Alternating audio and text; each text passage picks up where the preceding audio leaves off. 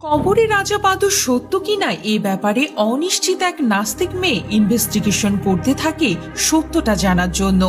আর এর জন্য যেসব পদক্ষেপ গ্রহণ করে তা দেখে আপনার আত্মা কেঁপে উঠবে। মেয়েটির পাগলামি এতটাই মারাত্মক পর্যায়ে চলে যায় যে সে একজন পাপিষ্ঠ বান্দার সাথে নিজেই তার কবরে রাত কাটায় এবং সেখানকার ভিডিও করে দেখাতে চায় সবাইকে।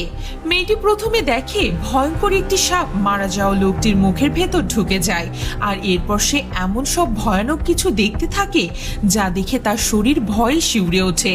এরপর তার সাথে কি হয় তাই দেখব আজকের এই ভিডিওতে। মুভির শুরুতে আমরা চারজনের একটি পরিবার দেখি, যেখানে ছিল মা, বাবা আর দুই সন্তান। তাদের নাম সীতা ও আদিল। সীতাদের একটি বেকারি আছে। মুভিতে আমরা দেখতে পাই আদিল একটু ভীতু স্বভাবের।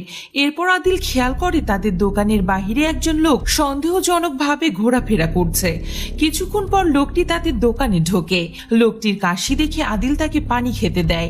এরপর লোকটি তাকে একটি ক্যাসেট দিয়ে বলে আদিল যেন কিছুক্ষণের মধ্যে দোকান থেকে বের না হয়। সাথে সে এটাও বলে ইসলামের শত্রুদের ধ্বংস করা উচিত। এসব বলে লোকটি দোকান থেকে চলে যায়। তবে আদিল লোকটির কথার মানে বুঝতে পারে না। এদিকে কাস্টমারদের একজন তাদের টাকার কাউন্টার থেকে টাকা চুরি করতে চায়। তখন সীতা হাত ধরে ফেলে, কিন্তু লোকটি নিজেকে ছাড়িয়ে দোকান থেকে বের হয়ে যায়। তখন সীতার কথায় তার মা বাবা দুজনেই লোকটিকে ধরতে বাইরে আসে।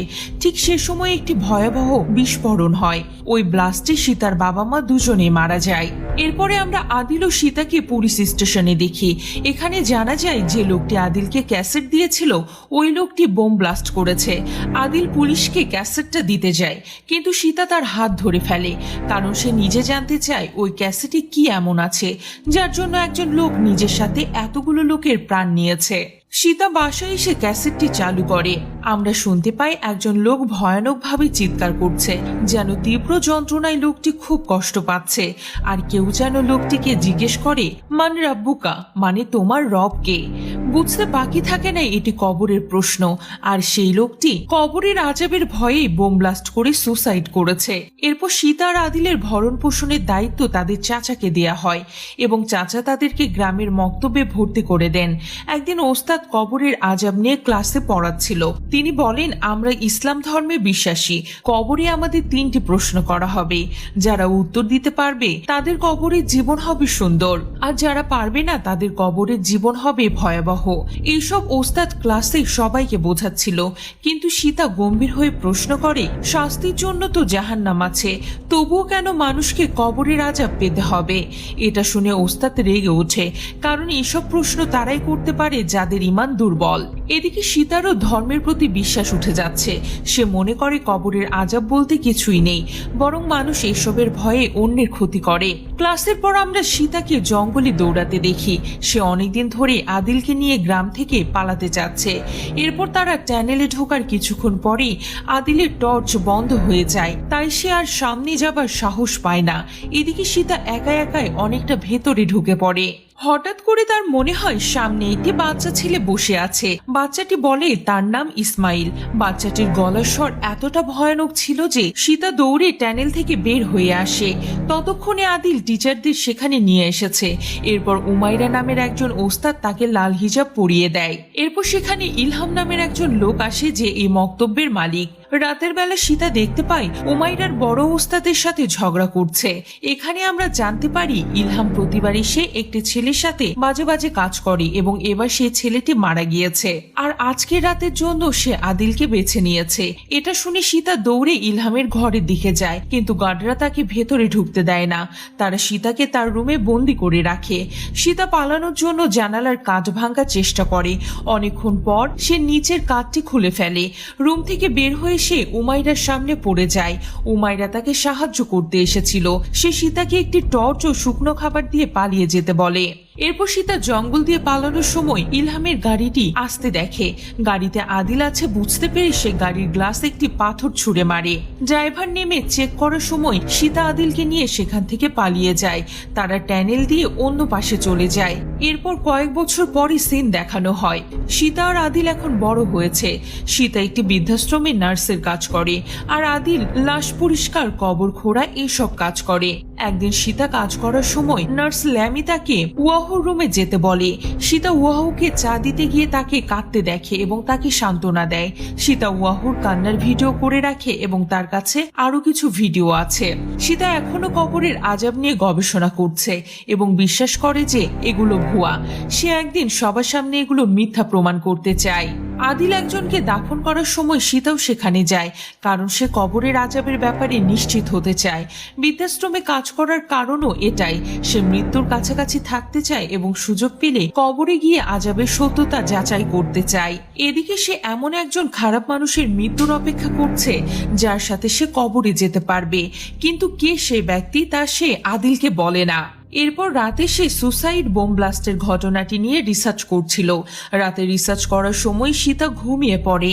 এরপর আমরা সীতাকে দেখতে পাই সে ওয়াহুর রুমে ঢুকলে ওয়াহু তাকে জিজ্ঞেস করে কেন সে মিথ্যা বলে না, ধর্মের ভয়ে কিনা। এখানে আমরা জানতে পারি ওয়াহু আসলে ইলহাম, যে মক্তবে ছোট বাচ্চাদের সাথে খারাপ ব্যবহার করত। আদিল তাদের কথা শুনে ফেলে এবং রেগে গিয়ে ওয়াহুর গলা চেপে ধরে, কিন্তু সীতার অনুরোধে তাকে ছেড়ে দেয়। এরপর ওয়াহুর ভেতরের অনুশোচনা আসতে শুরু করে। এরপর সে নিজেকে নিজে গুলি করে শেষ করে দেয়। আদিল তাকে দাফন করে। সীতা কবরের আযাব পরীক্ষা করতে ওয়াহুকে বেছে নিয়েছিল, কারণ এই লোকটির মতো খারাপ মানুষ হতেই পারে না। তাই সীতা ওয়াহুর সাথে তার কবরে শুয়ে পড়ে। সে একটি ক্যামেরার সাথে নিয়ে যায়। আদিল কবর বন্ধ করে দেয়, কিন্তু সীতার জন্য শ্বাস নিতে এবং জরুরি প্রয়োজনে ডাকার জন্য একটি পাইপের ব্যবস্থা করে রাখে।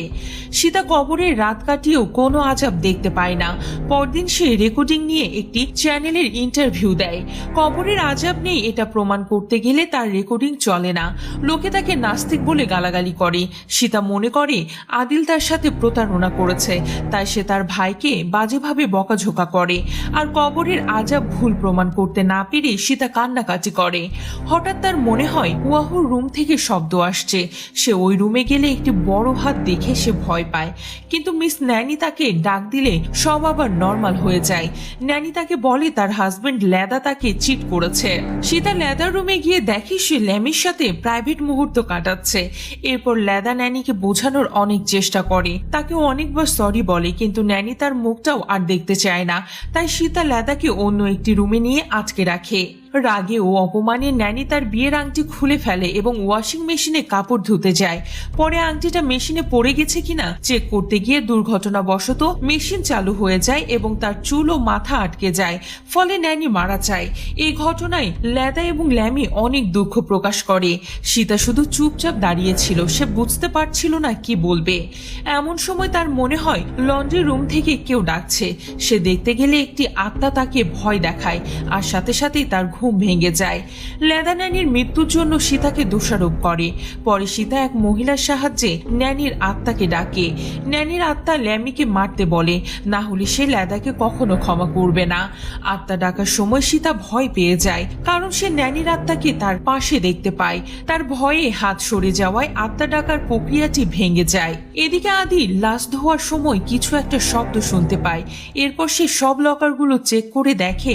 তখন আমরা দেখতে পাই আদিলের ধোয়া লাশটি হেঁটে হেঁটে তার দিকে আসছে। তাই আদিল ভয়ে লকারের মধ্যে লুকিয়ে পড়ে। এদিকে ন্যানির আত্মা ল্যামির উপর অ্যাটাক করে। তখন সীতা দরজাটি বন্ধ করে দেয়। এরপর তারা পালানোর সময় আরেকজন লোক ল্যামিকে চাকু দিয়ে স্টেপ করে। তখন ল্যামিরও অনেক অনুশোচনা হচ্ছিল, তাই সে নিজেকে মেরে ফেলে। তখন সেই লোকটি সীতাকে বলে কবরের আযাব সত্যি, আর কবরের আযাবের ভয়ে তারা এই কাজটি করেছে। একজন পাপীকে তার শাস্তি পেতেই হবে। এরপর সীতা টিভিতে দেখে সব জায়গায় তার ইন্টারভিউটা ছড়িয়ে গেছে, আর সবাই কবরের আযাব পরীক্ষা করার চেষ্টা করছে, আর সবাই কবরের আযাবের ভয়ে নিজেরাই সুসাইড করছে এবং বিধর্মীদের মেরে ফেলছে। এসব দেখে সীতা আরো বেশি চিন্তায় পড়ে যায়। তাই সে ওয়াহুর কবর খুঁড়তে শুরু করে। তখন সে কবরের ভিতর পড়ে যায়, আর কবরের মাটি একা একাই নিচে পড়তে শুরু করে। এরপর সে কবরটি পুরোপুরি অন্ধকার হয়ে যায়, কিন্তু তখনই সে একটি ট্যানেল দেখতে পায়। সে বুঝে ফেলে এটি তার সেই মক্তব্যের ট্যানেল। এমন সময় ইসমাইলের আত্মা এসে তাকে ভয় দেখায়। দেখায়। তখন সে দৌড়াতে দৌড়াতে চ্যানেলের ভেতরে গেলে দেখে আদিল সেখানে একটি লাশ ধোয়াচ্ছে। এরপর সে আবারও ওয়াহুর কবরে জেগে ওঠে। সেই দিন কবর সে যখন পরীক্ষা করতে ঢুকেছিল তখন তার সাথে কিছুই ঘটেনি, কিন্তু আজকে সে ভয়ে আদিল আদিল করে ডাকতে শুরু করে। তখন সেখানে একটি সাপ আসে। সাপ দেখে সীতা ভয় পেয়ে যায়, কিন্তু সাপটি ওয়াহুর কাছে যায়। এরপর আমরা দেখতে পাই ওয়াহুর লাশ উঠে বসেছে। এটা দেখে সীতা অনেক ভয় পেয়ে যায়, আর তখনই ভারী কিছু এসে ওয়াহুর মুখ থেতলে দেয়, কিন্তু মুখটি আবারও ঠিক হয়ে যায় আর আবারও তার মুখে আঘাত করা হয়। এরপর সেখানে একটি সাপ আসে, যার অনেকগুলো মাথা বের হয়ে ওয়াহুকে কামড় দিতে শুরু করে। এসব দেখে সীতা ভয়ে চিৎকার করতে থাকে, আর সে সময় ফেরেশতা এসে ওয়াহুকে জিজ্ঞেস করে তোমার রবকে। এসব দেখে সীতা জোরে জোরে কান্না করতে করতে বলে সে তওবা করবে, আর সে বারবার আল্লাহর কাছে ক্ষমা চায়। আর তখনই আদিল এসে তাকে কবর থেকে বের করে আর সীতাকে নিয়ে যেতে থাকে, কিন্তু তখন কেউ যেন সীতাকে জিজ্ঞেস করে তোমার রবকে। আর এটা শুনে সীতা বিস্মিত হয়ে যায়, আর মুভিটি এখানেই শেষ হয়ে যায়। ভিডিওটি যদি তোমার ভালো লেগে থাকে তাহলে অবশ্যই একটি লাইক করে দিও। এমন আরো সুন্দর ভিডিও পেতে চ্যানেলটি সাবস্ক্রাইব করে রাখো আর কমেন্ট করে জানিয়ে দিও আজকের ভিডিওটি তোমার কেমন লেগেছে। দেখা হবে